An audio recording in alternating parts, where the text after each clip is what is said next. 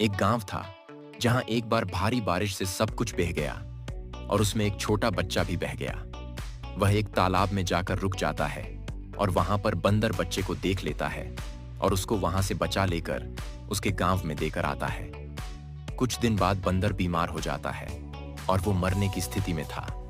वहां बच्चे ने देखा और बंदर को उसको घर लेके आया और उसकी दिन रात सेवा करी।